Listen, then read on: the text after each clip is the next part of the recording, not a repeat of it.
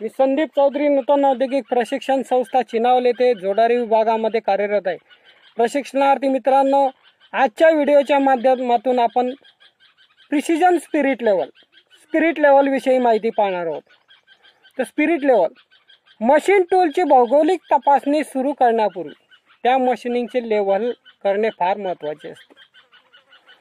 Machine टूलला अचूकपणे लेवलमध्ये आणण्याकरता precision spirit level उपयोगात करतात। स्पिरिट लेवलचा उपयोग करतात। कास्ट अँड बेसमध्ये व्हायल सेट करून अशा प्रकारे ॲडजस्ट केलेली ही एक बेस अथवा आडव्या स्थितीत म्हणजे हॉरिझॉन्टल स्थितीत हवेचा बुडबुडा हा नेहमी स्केलच्या किंवा व्हायरलच्या सेटवर स्थिर होतो। अशा प्रकारची स्पिरिट लेवल असते। स्पिरिट लेवलचा उपयोग मशीनची अथवा साधनांची आडवी पातळी हॉरिझॉन्टल प्लेन तपासण्याकरता सेट करण्याकरता करतात। म्हणजे आडव्या स्थितीत त्याची समपातळी तपासण्यासाठी या स्पिरिट लेवलचा उपयोग केला जातो।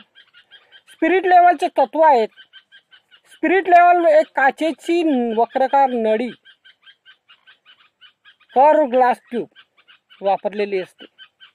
या ट्यूबमध्ये लिक्विड अर्धवट भरलेले असते व हवेचा बुडबुडा असतो। लिक्विड आणि हवेचा बुडबुडा हे दोन्ही गुरुत्वाकर्षणाच्या दाबाने सारख्या प्रमाणात कार्य करतात, म्हणजेच फोर्स ऑफ ग्रॅव्हिटी। स्पिरिट लेवलच्या वक्राकार ट्यूबमध्ये म्हणजेच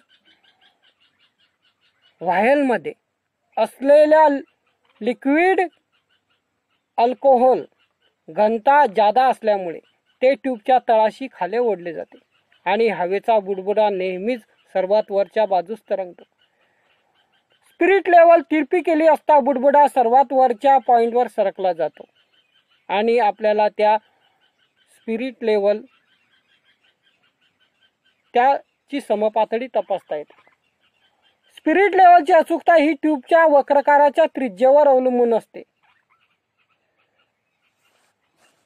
अशा प्रकारे आकृतीत दाखवल्याप्रमाणे vial connecting a low grade alcohol spirit त्यामध्ये भरलेलं असतं आणि एअर बुडबुडा हा बबल हा वरच्या हॉरिझॉन्टल स्थितीत वरच्या बाजूला स्थिर झालेला दिसतो आणि खाली डेटम सरफेस।